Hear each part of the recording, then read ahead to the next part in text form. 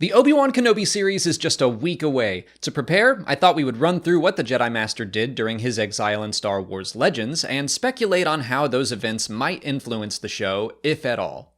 To reach Tatooine, Obi-Wan took the infant Luke Skywalker to the smuggler's moon, Nar Shaddaa, in Grievous's starfighter, which he had used to escape Utapau after Order 66. He dropped Luke off with the Lars family, and would then visit their homestead every day to watch over Luke, and at night he would meditate in the Force, attempting to communicate with his former master, Qui-Gon Jinn. He moved into an abandoned hut and began renovating it, traveling to a settlement called the Oasis for supplies. There he uncovered a plot by a group of farmers who were posing as Tusken Raiders, attacking plots of land, and then offering protection services in the aftermath. He helped unmask the villains and bring them to justice. A few months into his exile, he learned that his fallen apprentice, Darth Vader, had survived his injuries on Mustafar when he saw a news story on the HoloNet about the Sith Lord's victory over several surviving Jedi on the planet Kashyyyk. Vader himself began hunting for Kenobi, seeking revenge. At some point, real Tusken Raiders stole several moisture evaporators from the Lars family. Owen prepared to gather other settlers to fight the Sand People and reclaim his property. Hoping to avoid needless death, Obi-Wan attempted to steal the evaporators back alone, but was spotted. He defeated his attackers by cutting their robes, revealing their skin, which was heretical for the culture, and bought him enough time to escape. But Owen was not grateful for the help, and insisted the Jedi Master leave them alone. Eventually, Kenobi was able to communicate with Qui-Gon, and when Obi-Wan heard a surviving Jedi Padawan named Ferris Olin was on the run from the Empire, Jinn encouraged him to seek him out.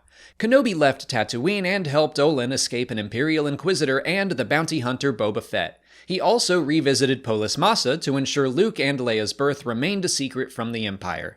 2 years into his exile, Obi-Wan met A'Sharad Het, another surviving Jedi who had originally been raised as a Tusken Raider and had returned to Tatooine after Order 66.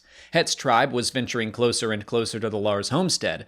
Kenobi pleaded with the fellow Jedi to stop, but Het would not listen and engaged him in a duel. He was left defeated and ashamed and was cast out of his tribe. It's possible Obi-Wan left Tatooine a second time to help hide a young boy and possible grandchild of Emperor Palpatine on Yavin 4, although that's not confirmed. As Luke continued to grow, Kenobi watched over him and saved the young boy and his friend Wendy from a great dragon. He took them back to the Lars homestead, where Owen once again demanded the Jedi stay away from his family after Kenobi tried to give Luke his father's lightsaber. Those are the basics of Obi-Wan's story in between episodes 3 and 4. So, does any of it make sense to be repeated in the Obi-Wan Kenobi series? There are already a decent amount of similarities confirmed to be true, and I can pick out more that are at least very likely. Obi-Wan will once again leave Tatooine. I'll admit that was an idea I wasn't crazy about when it was first rumored, but seeing the trailers and why he's probably leaving has won me over, and I can't deny that Legends set that precedent with Ferris Olin. Speaking of Olin, will we see him again, or A'Sharad Het? I think the answer is no to both, but it does look like Obi-Wan won't be the only Jedi in the story. Kumail Nanjiani might be playing one, and it seems like the Inquisitors are on the hunt for someone on Tatooine that isn't Kenobi. I suppose it would be easy enough to name a surviving Jedi after a legacy character, but I don't see the point if it's just going to be in name only. For Het specifically, I don't think there's enough time to do that character justice at all. I don't think we will deal with Tusken Raiders all that much, mostly because we just spent a lot of time with them in the Book of Boba Fett. Of course, we also know that when Obi-Wan leaves Tatooine, he will again be hunted by Imperial Inquisitors and bounty hunters. We've seen plenty of Inquisitor action in the trailers, so that's not a surprise. The second trailer confirmed bounty hunters would be in the mix, so will we see Boba Fett again? I really doubt it. I mean, I kind of wouldn't put it past a Disney Plus series to do that, but I hope they don't go that obvious with their corporate synergy. I'd be plenty happy seeing 4LOM and maybe another slightly familiar face or two. But let's talk about Qui-Gon Jinn. That's something I am very hopeful this series covers. I've mentioned this several times before, but the book Skywalker: A Family at War by Kristen Baver specifies that Obi-Wan first learned to communicate with Qui-Gon 10 years after Order 66. I'm trying not to read into that too much, but it also seems so intentional to match that up with the same time as the series. I also really hope we get to see Obi-Wan learn that Darth Vader is still alive.